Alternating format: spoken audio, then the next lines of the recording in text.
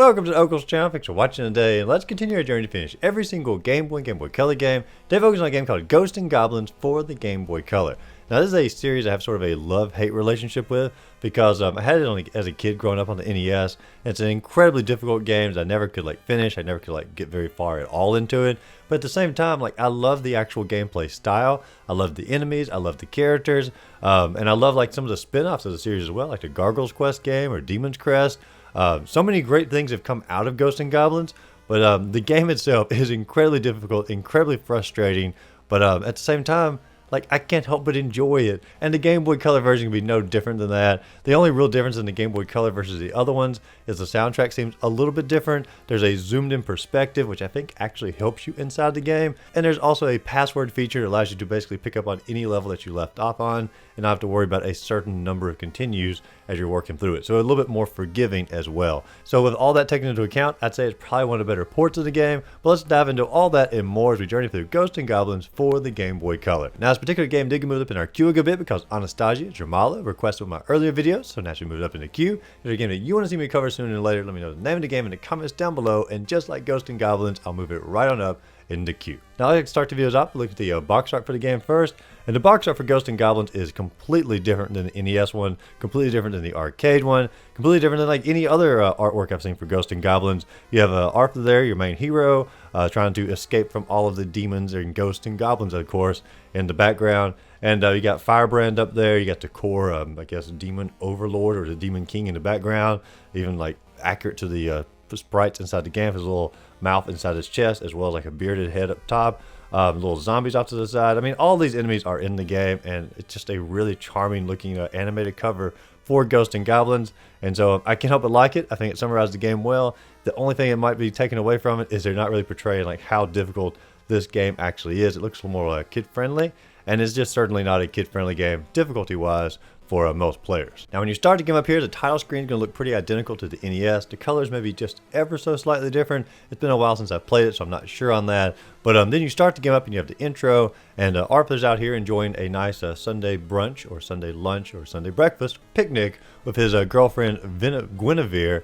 And out of nowhere, Firebrand appears in the sky, kidnaps his girlfriend, and off he goes, and Arthur throws on his suit of armor, and he is set on his mission to rescue his girlfriend Guinevere from the evil forces of Firebrand, but not really Firebrand because he's just simply kidnapped her. The evil demon overlord I talked about on the cover earlier. And so the gameplay is very simple. You press A to jump, press B to fire your weapon out.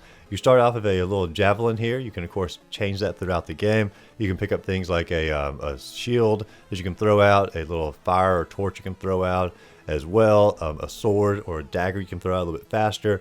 I didn't seem to get as many items as I do in the NES version and the Game Boy version.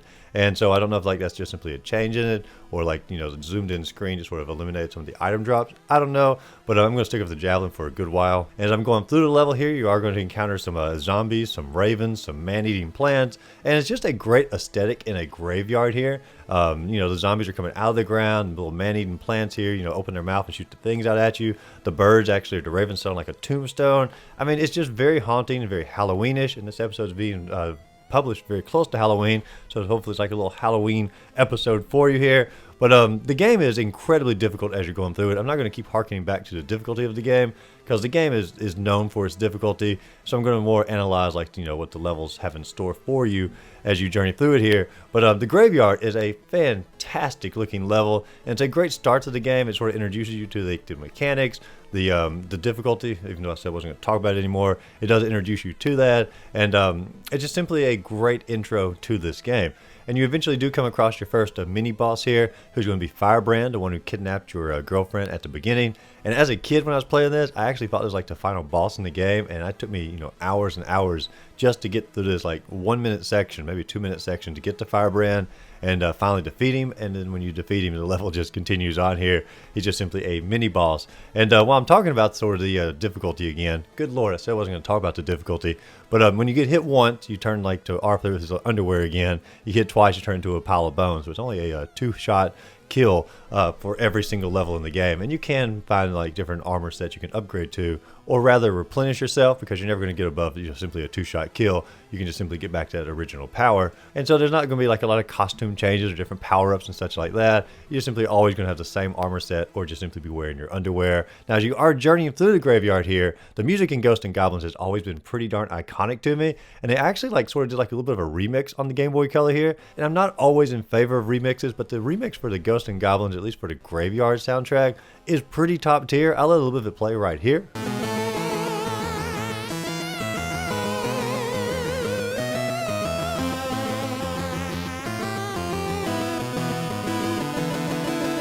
It's not massively different, but it is different just enough to add like a little extra enjoyment factor to the overall soundtrack. Now, Arthur is going to continue his journey. He's going to hop over like a little land bridge. He's going to get to like the overall ghost forest, and inside the ghost forest are these going to be floating ghost burritos who are going to try to attack you. I know they're not ghost burritos, but they simply look like burritos to me, floating around in the sky. And these ghost burritos are going to appear in pretty much every level from here to the end of the game. So like one of the core enemies, and this isn't even on the cover of the game.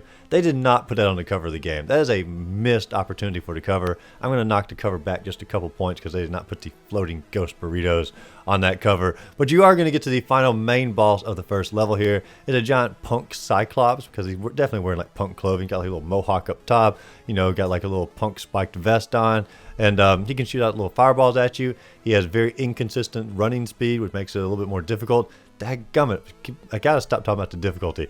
Anyway, he is going to take several tries to finally take out. The best strategy is going to be if you can capture him like off to the far side of the screen and just simply keep spamming your attack from the far side and never get close to him pretty much at all. Now, once you defeat him, a little key is going to float down from the top of the screen. Pick the key up, go into the castle, and you move on to your next level. Now, every time you finish a level, you are going to get like a little mini map screen here. It's going to show you what's coming up next. And it's not like super detailed, but at the same time, it feels very detailed because it does show you exactly what the next level is going to be, which is going to be the aqueducts. And the aqueducts here, when you journey into it, you have all the water down below, this nice old architecture up top, and these little goblins, or these little gargoyles, that are going to start journeying out. They sort of fly their way up here, and they sort of lock onto you, and they'll always go in like a certain direction once they've locked on. So they're pretty easy to avoid. First time I said this game was easy in any sort of way, but the gargoyles are not too bad to avoid here. And as you journey through here, you hop through all the aqueducts, or aqueducts.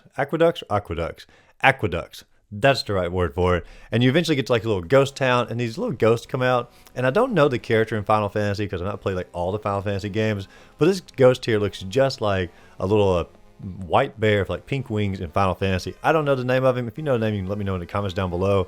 But it's always reminded me of that ever since I've known what Final Fantasy was, and I've played Ghosts N Goblins. And you journey through the little town here, a few more little platforming, and you finally get to the final boss of this level, which is the same boss of the first level, just simply doubled up on you. And you have 2 punk cyclops to take out. Same strategy, get them off to the side of the screen, one at a time. Never activate both because you will sorely regret that mistake. And you can take them out pretty quickly, as long as like the randomization of the game works in your favor as far as like how they're going to approach you. Then we go back to the little mini map here. It shows we're journeying into the cave, and the cave is one of my favorite levels inside the game because like you journey in here, it looks very much like reminiscent of Zelda 2: The Adventure of Link cave. And you go in here, and it has one of my favorite enemies in the game as well. It's like a snowman yeti stalactite, or is it stalagmite? Which one grows from the ground going up? I'm not sure on that. But anyway, like I love the aesthetic here. He has such a little angry face on him. He shoots out like little balls out at you, and you can avoid him pretty easily here. But it's just a great enemy, and I think they make a great design for a shirt as well. Not like actually say Ghosts N Goblins, just put that snowman yeti stalactite or stalagmite on your shirt, and you've got an award-winning shirt that I think anybody with any common sense would be very happy to wear here. Now, when you get to the final boss of this level, it's going to be an ice dragon, and lucky for us, we've picked up the torch tool, and you can sort of get the ice dragon off to the side like all the other bosses. I mean, I guess it's a cheese for the bosses, and you sort of fire the the little torch out off to the side, and you can melt that ice dragon right back into the ground. Now, the next level is going to be a combination of the dungeon and the cave continued here. And when you start off, you're like on these little eyeball platforms. It may just simply be clouds, and the animation makes it look like eyeballs. To me, they are eyeballs, and I think it makes the game a little bit more magical. So you're on these eyeball platforms, and it's sort of a tricky platforming, trying to figure out like which one to jump on. And your jumping is not like super great in the game because like every time you jump, it's like jumps forward a little bit. And I don't know, like it's not the greatest jumping, so the platforming can be a little tricky as you're journeying through here. And when you finally get to the bridge section, like sometimes the game purposely trolls you and gives you weapons that you either don't need or you just simply will just die almost immediately when you get it. And there is a power-up on the bridge, and if you get it, and it appears every single time, you turn into a frog, which is an adorable animation, but you can't attack as a frog, you can't do anything as a frog, and it's just simply a death sentence. You're going to die when you become the frog. And what a shame, because such a great, animation here, and it's wasted because you're simply going to pass away. Now the boss is going to be the fire dragon. Again, it's a little bit more tricky to do the sort of the cheese method I talked about earlier, so you're probably going to have to fight this fire dragon regular, but that's okay. You actually get the full animation of the fire dragon, which makes for a really cool boss inside the game. Now, the next level is going to be the tower base level, and you're going to get a new enemy here. These little skeletons that are in the ground sort of hop up and try to come at you. I guess they took some lessons from the frog. However, if you just simply stand back and either duck down or have the flame move, you can pretty much just sort of torch them right there on the ground and take them out before you advance even further. And then you get to probably the most boring part of the game is you're simply climbing the tower here. You can get all the same enemies that you've encountered throughout the game. Nothing really new except for those hopping skeletons we talked about at the start. And as you're going through here, like the torch is a really great move to have, or the flame, I'm not sure what it's actually called in the game. But there's multiple times in this level it's going to try to give you an axe, and the axe appears to be a pretty good weapon. But if you hold on to the axe and you get to the top of the tower, you're going to encounter a large firebrand gargoyle demon, and he actually cannot be hurt by the axe. And so the game is trying to give you a weapon that is incapable of finishing the level off with, and just such a mean trick to do. And so you have to make sure you hold on to whatever weapon that you had before that if you actually want to be able to beat this particular level. Now when you go into the next level, it's going to play very similar to this level, except it's going to be more gray brick instead of the purple tower aesthetic. And as you're going through here, it's sort of like a greatest hits of all the bosses, because you're going to get to fight the giant cyclops again, you're going to get to fight the dragon, or the ice dragon again, and when you get to the very top, you get to fight against two of the giant firebrand super demons, as I'm going to call them. And if you defeat them regularly, he's going to say like you cannot go on to the next level unless you have the shield tool.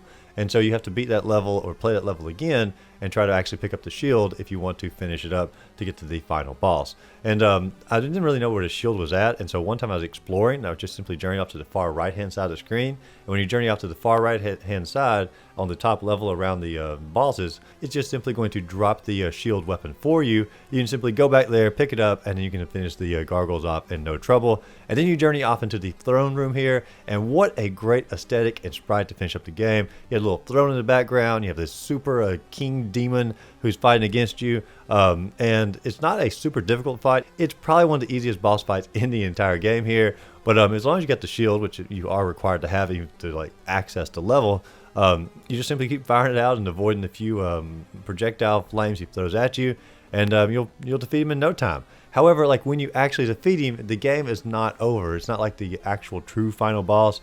It's sort of like the Mario trick where it says like the princess is hidden in another castle. But it's going to take you back to the very first level in the game. It says like the entire fight that you went through was a dream, and now that you're awakened up, you're not under the spell of Satan anymore.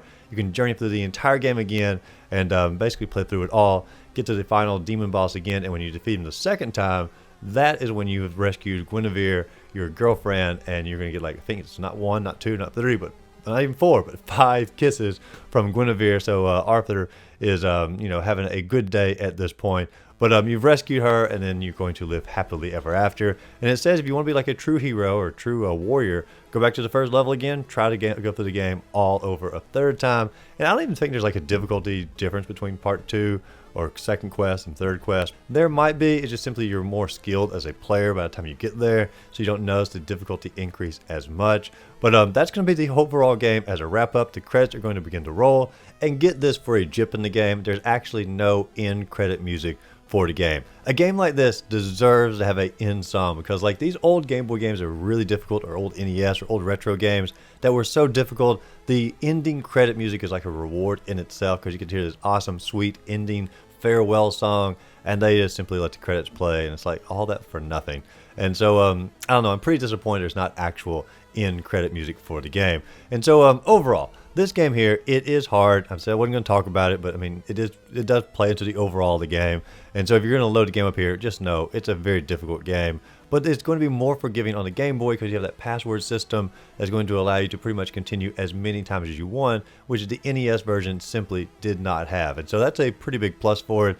But also, like, it is very nostalgic for me. I can't help but enjoy the game. I like the aesthetics. I like the bad guy. I like the music. I like the bosses. Like, I enjoy so much about the game. It's just overly difficult, and that's always what held me back from it. But I feel like the Game Boy version sort of helped that out a little bit. And even like the zoomed in part, when it zooms in on you, like some of the enemies that you might trigger more normally inside the game aren't going to be triggered, so you're not going to get overwhelmed quite as fast on the Game Boy, which I think makes it for just a slightly easier experience. And I have never said that about a zoomed in game on the Game Boy before, because zoomed in almost always means your platforming action is screwed up and you're going to die a whole lot faster. This game here, not as much platforming action, is so I don't know, particular, and so I don't feel like it's going to mess you up as much. It's just simply going to be a benefit when it comes to the overall enemy overload. I have played this game on a multitude of different systems. I enjoy the game as an overall, and I feel like the Game Boy Color version is just as good, if not better, than the majority of the versions out there. And so I would recommend it, but just simply know what you're in store for Ghosts N Goblins. I'm going to give the game a 7 out of 10, and like I said, it's a nostalgic trip down a hauntingly good memory lane. But what do you all think about Ghosts N Goblins for the Game Boy Color? Do you enjoy this particular version? Do you hate how they changed the soundtrack? What do you think about the zoomed in features? Let me know in the comments down below. And as always, if you enjoyed the video, be sure to like and subscribe to the channel. Check out my other videos listed up above, and go out there, find a great game to play. Simply have a great rest of the day.